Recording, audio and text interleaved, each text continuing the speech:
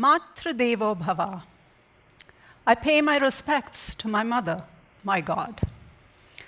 Pitra Devo Bhava. I pay my respects to my father, my God. Acharya Devo Bhava. I pay my respects to my teacher, my God. Atithi Devo Bhava. I pay my respects to my guest, my God. Growing up in India, this was one of the first prayers that my mother taught me and my siblings. I thank my mother for giving me life not once, but many times over. I thank my father for daring me to dream and develop the discipline to realize my dreams. I thank my teachers for the gift of knowledge, and I thank my guests for gracing my life.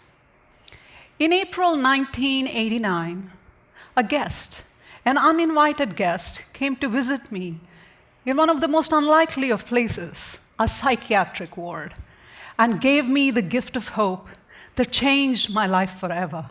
And it continues to transform the lives of thousands of people around the world. Her name was Aida. Aida was my husband's boss, Ralph's mother-in-law's friend. She had overheard Ralph tell his wife, Karen, about my recent suicide attempt and hospitalization, and had insisted on coming to see me at the hospital. Although I had never met Aida, she came to comfort me in my darkest hour of need. When my nurse, Nurse Sue, first told me that I had a visitor, I refused to meet her.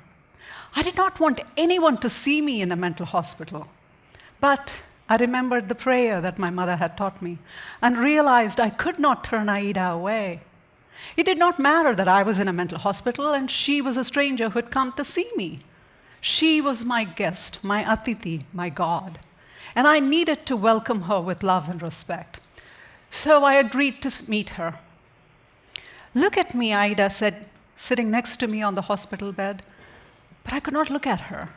I was filled with shame. "Look at me," Aida kept insisting, propping my chin up with her fingers. When I finally looked into her eyes, I nearly buckled into her arms. Aida was a beautiful Armenian woman in her 50s, with the grace of Jackie Kennedy and the compassion of Mother Teresa.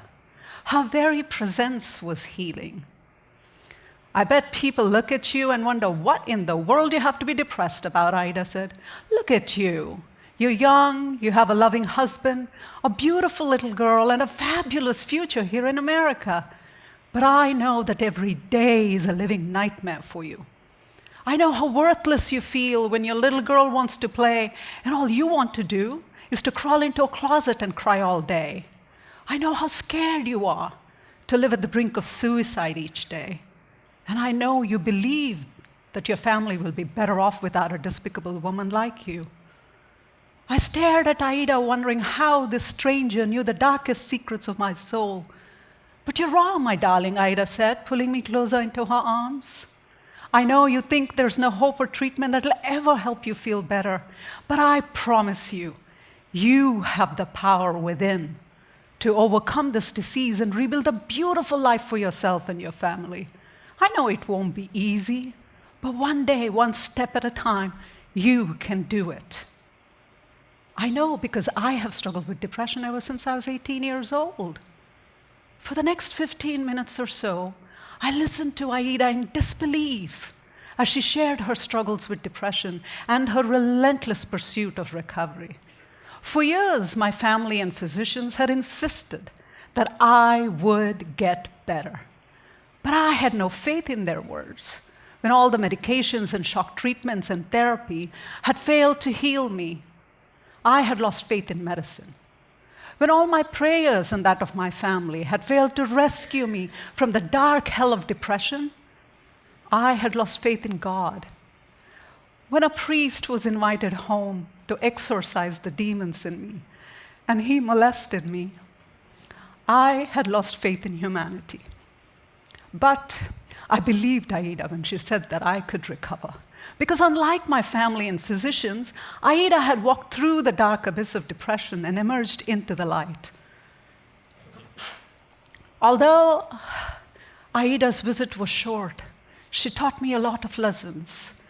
Growing up in India, my only image of a woman with mental illness was that of a half-naked woman in tattered clothes, muttering incoherently, running down the streets of Bangalore, dogs chasing her, people pelting stones, calling her hoochie, crazy. I was terrified I was going to end up like her. Raised in a culture where mental illness is often thought as madness caused by demonic spirits, I had no concept of recovery. But meeting Aida and listening to her story completely changed my perception and helped me believe for the first time that I too could recover just as she had. Although Aida's visit was short, she gave me the gift of hope that has sustained me for a lifetime. Hope sees the invisible, feels the intangible, and achieves the impossible. Promise me you'll never kill yourself, no matter how hopeless you feel, Aida had asked before leaving, and I promised her I wouldn't. But my will to live was severely tested.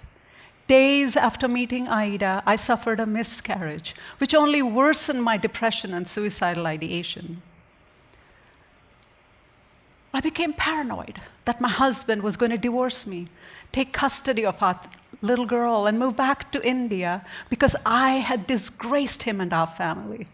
Having no reason to live, I began to scream, "I want to die, I want to die." And I was locked up in the isolation cell for the second time in 10 days. Just before closing the door, Nurse Sue, tears misting her eyes, turned back and said, "Gayathri, I'm so sorry to have to lock you up again. I wish the hospital protocols were different. I know how painful the last few years have been for you. But believe me, you have the strength within to recover and rebuild your life." When the student is ready, the teacher appears, says a Buddhist proverb. I was ready. Nurse Sue's compassion and faith in me helped me see myself as a human being with potential, not merely a weak, hypersensitive, crazy woman. I realized mental illness can break my mind and the mental health system can confine my body, but there are no walls in this world that can contain my spirit. That night, as the darkness in my womb and the world around threatened to engulf me, I had an awakening. In a startling moment of clarity, I saw my choice. I could either die cursing the darkness, or I could emerge from this crucible a messenger of hope and healing.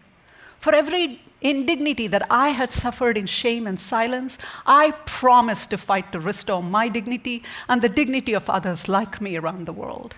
For every day that my family and I had lived in despair, I promised to bring hope to the lives of others like us. I had absolutely no idea how to realize my promise, but it kept me alive. One day, one purposeful step at a time, I began to rebuild my life. Unfortunately, as I began to get well, my brother was debilitated by depression, and my sister was ravaged by schizophrenia. Yet again, my family was tormented and torn apart by mental illness. Heartbroken, I began to wonder, are we the only family struggling with mental illness, or are there others like us? And I was shocked to learn that there are 450 million men, women, and children struggling with mental illness around the world. And most of them were not as fortunate as me and my family had been. I learned that mental illness affects 1 in 4 people and is the leading cause of disability worldwide. Yet, a majority of us do not receive the life-saving treatment and support we need. Instead, we are stigmatized, discriminated against, abused, abandoned, chained, institutionalized, and sometimes even left to die. In 2001, there was a tragic fire at a faith healing center in Ervadi, Tamil Nadu, South India.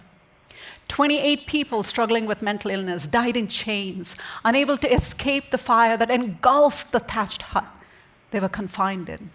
Although they had screamed for help, no one had come to their rescue. Here are a couple of images by John Stanmeyer, a photographer for Time Asia, depicting the deplorable conditions of mental health centers across Asia. Here's the image of a woman screaming behind bars at the Chipeng Center in Indonesia. It could have been me.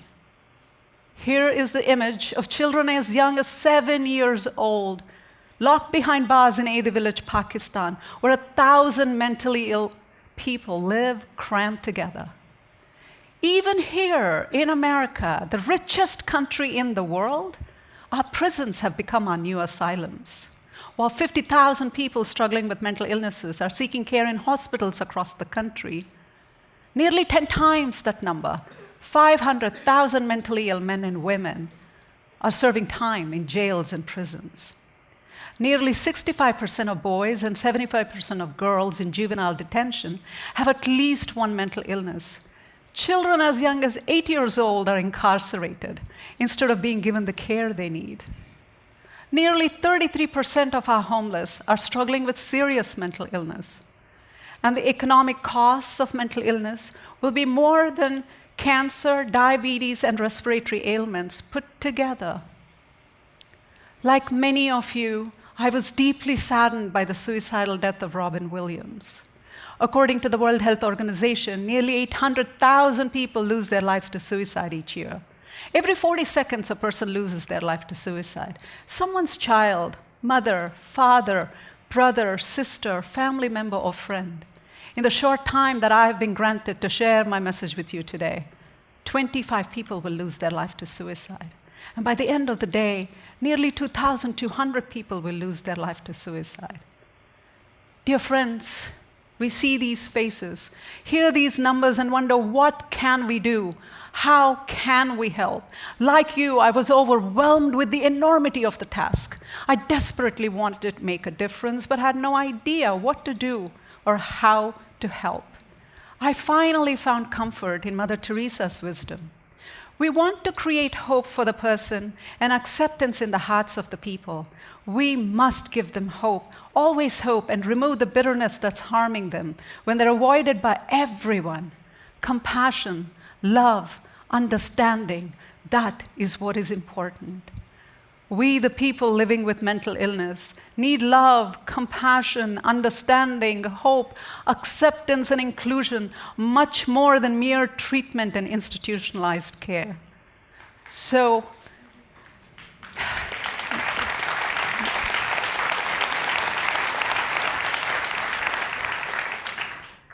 in April 2006, along with a dedicated group of mental health advocates right here in Portland, Oregon, I started ASHA International, a nonprofit organization dedicated to promoting mental health awareness and bringing hope and healing to people's lives.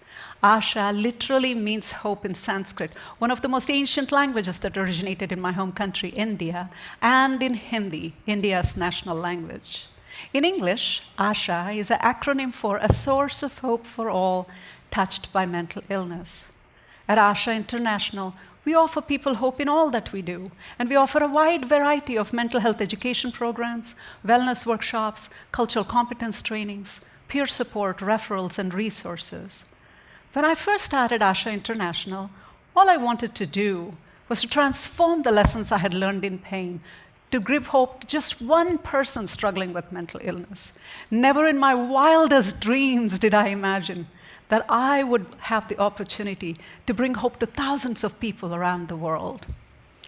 At a wellness workshop I was presenting in India a few years ago, I met Altaf, a young Muslim man struggling with depression.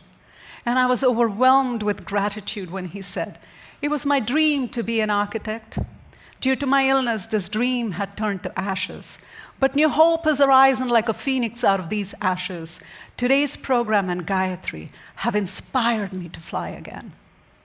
17 years from when I had made my promise in the isolation cell, I finally found a way to realize my promise and to pay Aida's gift of hope forward. Barb, an inmate at the Coffee Creek Correctional Facility in Wilsonville, Oregon, sent me a card one day. "Dear Indian woman," she wrote, "I'm sorry I can't remember your name, but thank you for coming and sharing your story. For the first time, I feel hopeful and can imagine a life beyond the confines of my illness in these prison walls." Altaf, Barb, and Aida taught me an important lesson. Mental illness has no barriers of age, gender, culture, or socioeconomic status. And more importantly, hope and healing have no boundaries. It did not matter that Altaf was a Muslim man and I was a Hindu woman. It did not matter that Barb was incarcerated and I was free. It did not matter that Aida was Armenian and I was Indian. The gift of hope unites and heals us all. I met Aida for the last time on March 12, 2014. Although her husband was in the hospital and she was in a wheelchair, Aida came to celebrate my book launch at the Powell City of Books. I'll cherish this picture of me and Aida forever. As always, she was whispering words of encouragement into my ears.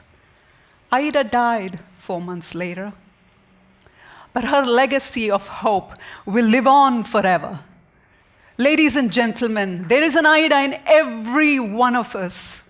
Each of us has the ability to reach out and embrace a person struggling with mental illness with love and compassion. Each of us has the ability to give them hope and help them on their road to recovery. There are 3 things all of us can do to give hope. Number 1, reach out and show you care. If you know a family member or a friend is struggling with a mental illness, reach out, call them, visit them, let them know they're not alone. Encourage them to get help, offer them support. Perhaps you can offer to babysit their children when they go to a therapist appointment. Perhaps you can invite them to go for a walk or a yoga class. Number 2, share your story. If you're living with a mental illness, share your story. It is the most effective way to educate people about mental illness, eliminate stigma, and let people know that recovery is possible.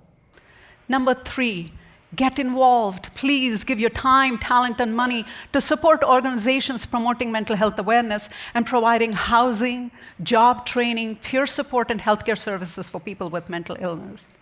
Advocate for workplace accommodations to help people with mental illness get and keep their jobs. Invest in ongoing research to discover the causes and cures for mental illness. Campaign for mental health parity to make sure that everybody that needs treatment can afford it. Ladies and gentlemen, like Aida taught us, a random act of kindness can give hope and change a life forever. Be the hope, change a life, and heal the world, one person at a time. Namaste.